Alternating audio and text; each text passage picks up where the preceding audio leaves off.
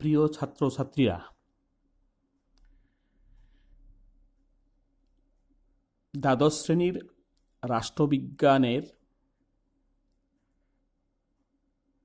সরকারি বিভাগসমূহ নিয়ে আমরা আলোচনা করছিলাম। এই অধ্যায়ে আজকে যে বিষয়টা নিয়ে আলোচনা করব সেটা হচ্ছে আধুনিক রাষ্ট্রে আইনসভার কার্যাবলী। সরকারের যে তিনটি বিভাগ আছে সেই তিনটি বিভাগ হচ্ছে আইন বিভাগ, শাসন বিভাগ, বিচার বিভাগ। এই তিনটি বিভাগের মধ্যে আইন বিভাগকে অধিক মর্যাদার জায়গায় রাখা হয়েছে অন্যান্য দুটি বিভাগের চাইতে। কারণ আইন বিভাগ প্রণীত আইন অনুযায়ী শাসন বিভাগ শাসন কার্য পরিচালনা করে থাকে এবং এই আইন বিভাগের প্রণীত আইন অনুযায়ী বিচার বিভাগ তার বিচার কার্য সম্পন্ন করে থাকে।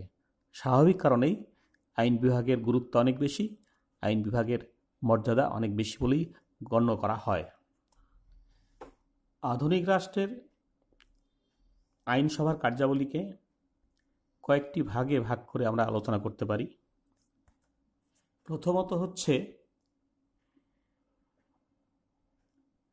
আইন প্রণয়ন।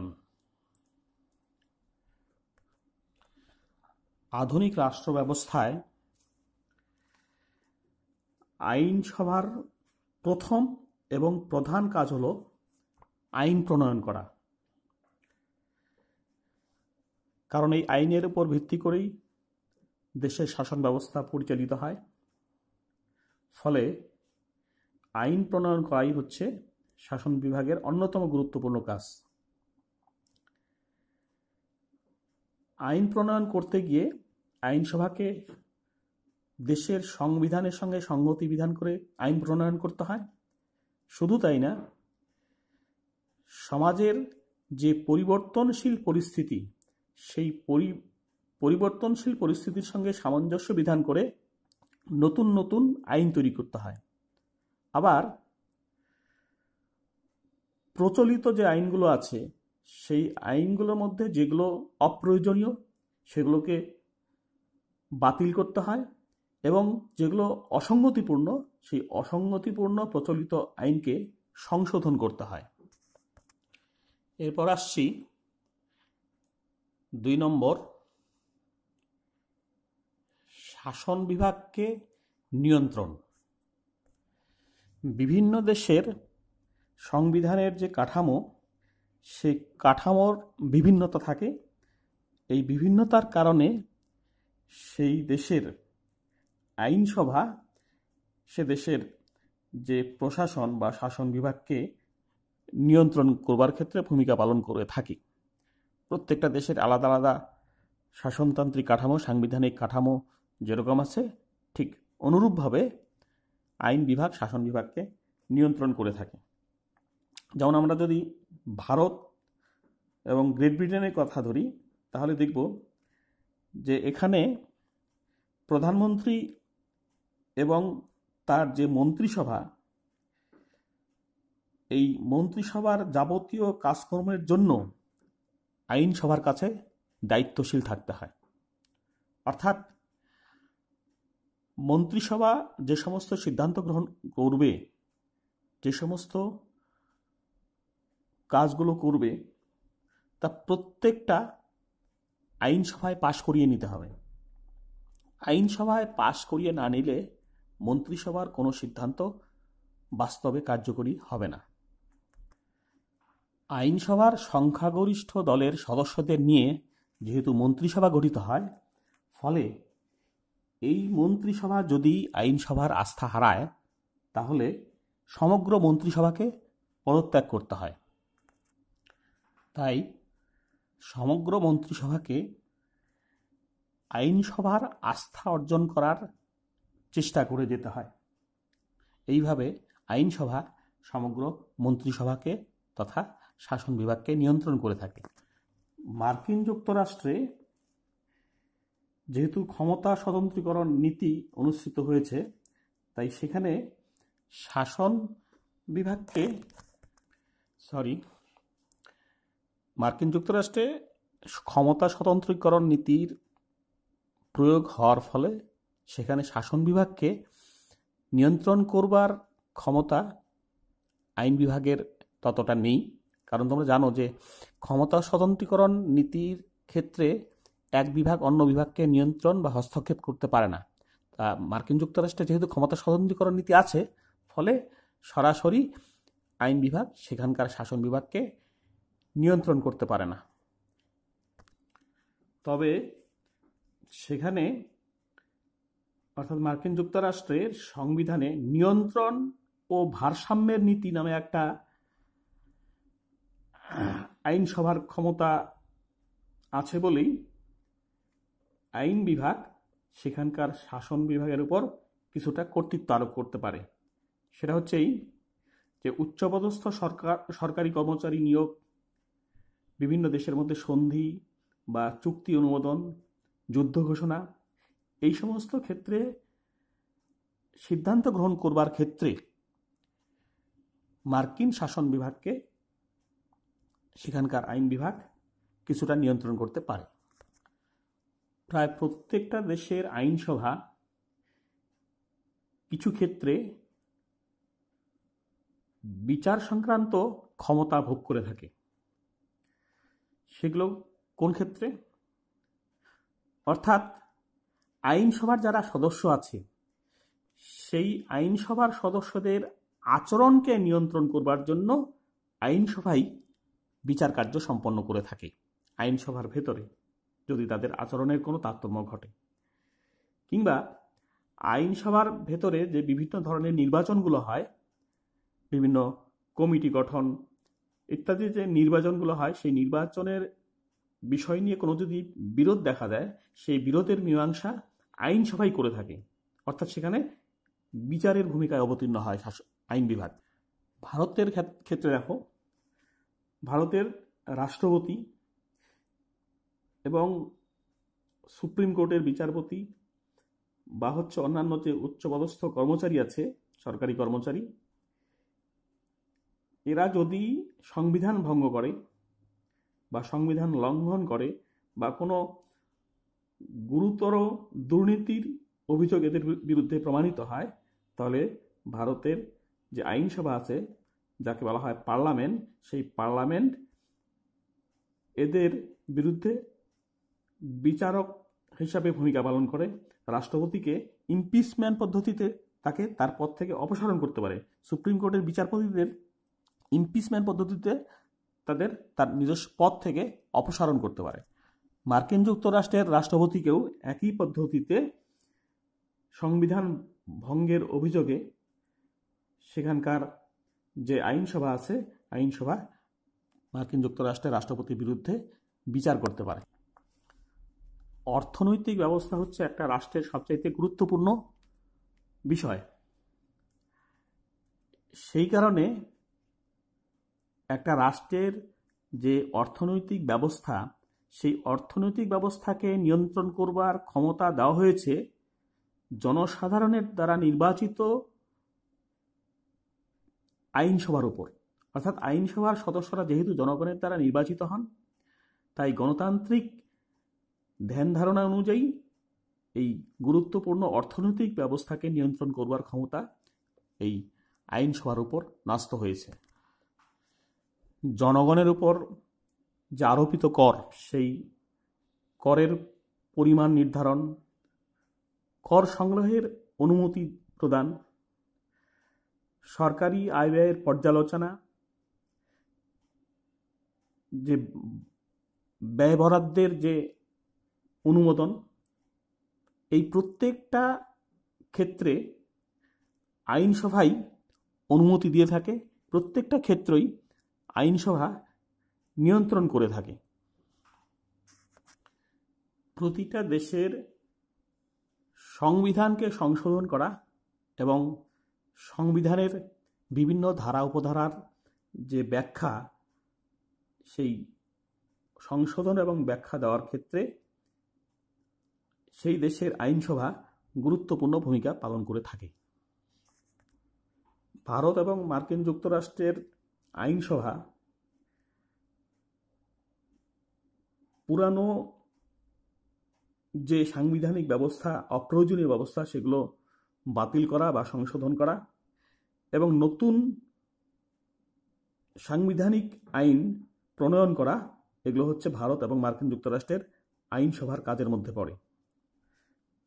আবার সুইজারল্যান্ডের যে আইনসভা আছে, যুক্তরাষ্ট্রীয় আইনসভা, সেই যুক্তরাষ্ট্রীয় আইনসভা সংবিধানে ব্যাখ্যাকর্তা হিসাবে কাজ করে সুইজারল্যান্ডে। যদিও ভারতের ক্ষেত্রে কিংবা মার্কিন যুক্তরাষ্ট্রের ক্ষেত্রে এই সংবিধানের ব্যাখ্যাকর্তা হিসেবে কাজ করা আইনসভার কাজ নয়, সেটা হচ্ছে সুপ্রিম কোর্টের কাজ।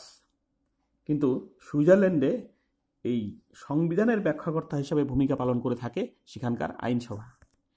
এরপর আসছি নির্বাচন সংক্রান্ত কার্য সম্পাদন।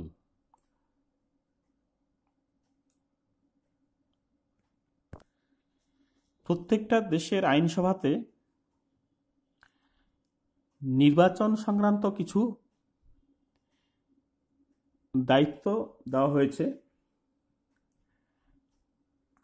যেমন ভারতের ক্ষেত্রে রাষ্ট্রপতি এবং উপরাষ্ট্রপতি নির্বাচনে এখানকার যে আইনসভা আছে, সেই আইনসভা রাষ্ট্রপতি বা উপরাষ্ট্রপতি নির্বাচনে অংশগ্রহণ করে থাকে। মার্কিন যুক্তরাষ্ট্রের যদিও রাষ্ট্রপতিকে নির্বাচন করবার ক্ষেত্রে সেখানকার আইনসভার কোনো ভূমিকা নেই, সাধারণভাবে নেই, কিন্তু বিশেষ ক্ষেত্রে আইনসভা মার্কিন যুক্তরাষ্ট্রের যে রাষ্ট্রপতি, সেই রাষ্ট্রপতিকে নির্বাচন করবার ক্ষেত্রেও বিশেষ ভূমিকা পালন করে। অর্থাৎ মার্কিন যুক্তরাষ্ট্রের রাষ্ট্রপতি নির্বাচনে যারা প্রার্থী হবেন, সেই প্রার্থীদের মধ্যে কেউই যদি প্রয়োজনীয় সংখ্যাগরিষ্ঠতা না পায়, সেই ক্ষেত্রে যারা প্রার্থী হবেন তাদের মধ্যে সবচাইতে বেশি 3 জন প্রার্থী যারা সবচাইতে বেশি ভোট পাবেন, তাদের মধ্যে থেকে কোনো একজনকে বেছে নিয়ে রাষ্ট্রপতি হিসাবে নির্বাচন করার এখতিয়ার সেখানকার আইনসভার নিম্নকক্ষের আছে, অর্থাৎ কংগ্রেসের আছে। জনমত গঠন। জনমতটা কি?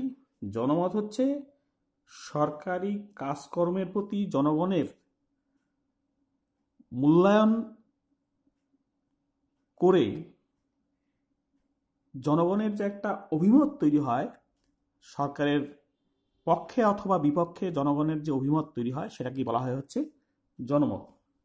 তা এই আইনসভার কার্যাবলী, আইনসভার সদস্যদের কার্যাবলী রাষ্ট্রের যে জনগণ আছে, নাগরিক আছে, তাদের জনমত তৈরি করবার ক্ষেত্রে একটা গুরুত্বপূর্ণ ভূমিকা পালন করে থাকে। আইনসভার ভেতরে যে সমস্ত কার্যকলাপগুলো হয়, বিভিন্ন বিল বা অন্যান্য বিষয় নিয়ে যে আলোচনা হয়, তর্ক বিতর্ক হয়, মন্ত্রীদের সঙ্গে সদস্যদের প্রশ্নোত্তর পর্ব চলে, এই যে বিষয়গুলো আইনসভার মধ্যে যে সমস্ত কার্যকলাপ চলে, সেগুলো টিভি বা অন্যান্য যে গণমাধ্যমগুলো আছে, সেই গণমাধ্যমগুলোর মধ্য দিয়ে জনগণ জানতে পারে। জনগণ এই বিষয়গুলো দেখে জেনে সরকার সম্পর্কে একটা অভিমত তৈরি করে এবং সরকারি কার্যকলাপ সম্পর্কে তাদের একটা ধারণা তৈরি হয়। এর মধ্য দিয়ে তাদের যে রাজনৈতিক শিক্ষা, সেই রাজনৈতিক শিক্ষারও বিকাশ ঘটে। এইভাবে সরকারি ক্রিয়াকলাপ সম্পর্কে জনগণের মধ্যে একটা ধারণা তৈরি হয়, সেটা আইনসভার মধ্য দিয়েই এই জনমতটা তৈরি হয়।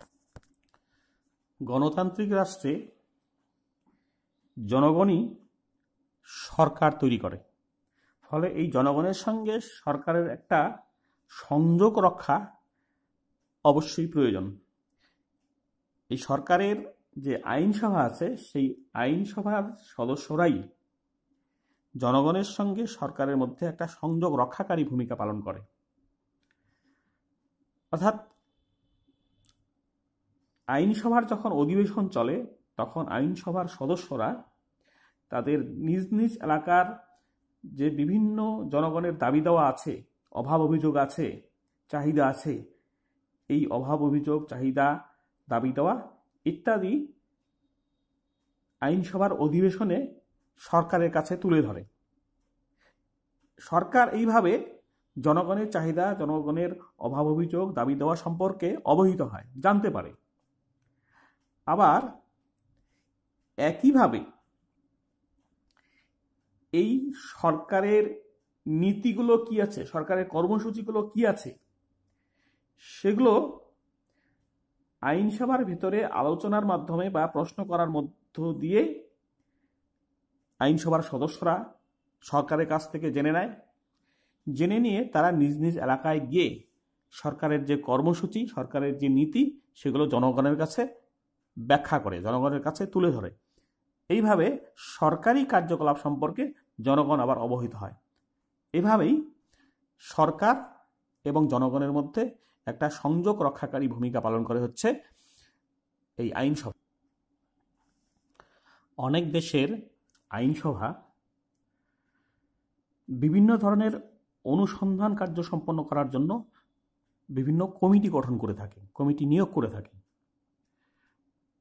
দেশের অভ্যন্তরে যে আর্থ সামাজিক সমস্যাগুলি আছে এবং রাজনৈতিক সমস্যাগুলি আছে, সেই সমস্যাগুলি সম্পর্কে ধারণা লাভ করার জন্য এই কমিটিগুলোর সাহায্য নেওয়া হয়। তাছাড়া বিভিন্ন ধরনের যে দুর্নীতি আছে, বড় বড় দুর্নীতি, গুরুত্বপূর্ণ দুর্নীতি, সেই দুর্নীতিগুলোর তদন্ত করার জন্য আইনসভা কমিশন নিয়োগ করে থাকে। এই কমিটির কাজ হচ্ছে সেই সব দুর্নীতির তদন্ত করে আইনসভার কাছে রিপোর্ট পেশ করা এবং সেই অনুযায়ী আইনসভা সেই দুর্নীতির বিচার কার্য সম্পন্ন করে থাকে। এ প্রসঙ্গে প্রাক্তন মার্কিন রাষ্ট্রপতি নিক্সনের ওয়াটারগেট কেলেঙ্কারির কথা উল্লেখ করা যেতে পারে। আবার ভারতে যে সারদা কেলেঙ্কারি আছে তা নিয়েও পার্লামেন্টে সংসদীয় কমিটি গঠন করা হয়েছিল। 1975 সালে যে জরুরি অবস্থা ঘোষণা করা হয়েছিল, সেই জরুরি অবস্থায় ক্ষমতার অপব্যবহার করার অভিযোগে সেই সময়কার জনতা সরকার 1977 সালে শাহ কমিশন গঠন করেছিল। এইভাবে বিভিন্ন কমিশন গঠন করবার মধ্য দিয়ে অনেক দুর্নীতির তদন্ত করা হয় এবং অন্যান্য যে সামাজিক বা রাজনৈতিক সমস্যাগুলো আছে সেগুলো তদন্ত করে দেখা হয়। সরি, আমি সম্ভবত একটা ভুল বললাম। সারদা কেলেঙ্কারি নিয়ে কোনো সংসদীয় কমিটি গঠন করা হয়নি আমি যতদূর জানি। ওটা হবে হচ্ছে নারদ কেলেঙ্কারি। দুঃখিত। যাই হোক, এরকম আমাদের দেশ সহ অন্যান্য দেশে সংসদ অর্থাৎ আইনসভার সদস্যদের মধ্যে যে সমস্ত দুর্নীতি প্রমাণ পাওয়া যায় বা দুর্নীতির অভিযোগ ওঠে, সেগুলো অনুসন্ধান করবার জন্য এই সংসদীয় কমিটি বা আইনসভার কমিটিগুলো গঠন করা হয়ে থাকে। উপসংহারে বলা যেতে পারে যে বিভিন্ন দেশে তত্ত্বগত দিক থেকে আইনসভার অনেক ক্ষমতা বা কার্যাবলী আছে, কিন্তু বাস্তব ক্ষেত্রে দেখা যায় যে শাসন বিভাগ অর্থাৎ প্রশাসনই প্রকৃত ক্ষমতাকে নিয়ন্ত্রণ করবার ক্ষেত্রে ভূমিকা পালন করে থাকে। তাছাড়া আইন বিভাগের অনেক কার্যাবলী বেড়ে যাওয়ার ফলে আইন বিভাগের অনেক কাজকর্ম শাসন বিভাগের উপর ন্যস্ত হয়। ফলে শাসন বিভাগই আইনের খুঁটিনাটি এবং অন্যান্য বিষয় নির্ণয় করবার ক্ষেত্রে একটা গুরুত্বপূর্ণ ভূমিকা পালন করে। তাছাড়া সংসদীয় শাসন ব্যবস্থায় যেহেতু আইনসভার সংখ্যাগরিষ্ঠ দলের নেতা বা নেত্রীরাই শাসন বিভাগের বিভিন্ন দপ্তরের মন্ত্রী হয়। ফলে শাসন বিভাগের এই কর্তা ব্যক্তিরা আইনসভার উপর অনেক ক্ষেত্রে প্রাধান্য বিস্তার করে থাকে। অর্থাৎ আইনসভায় কিভাবে আইন তৈরি হবে তা শাসন বিভাগের এই কর্মকর্তারা অর্থাৎ মন্ত্রীরা অনেক ক্ষেত্রেই পরামর্শ দিয়ে আইনসভাকে নিয়ন্ত্রণ করে থাকে। ধন্যবাদ।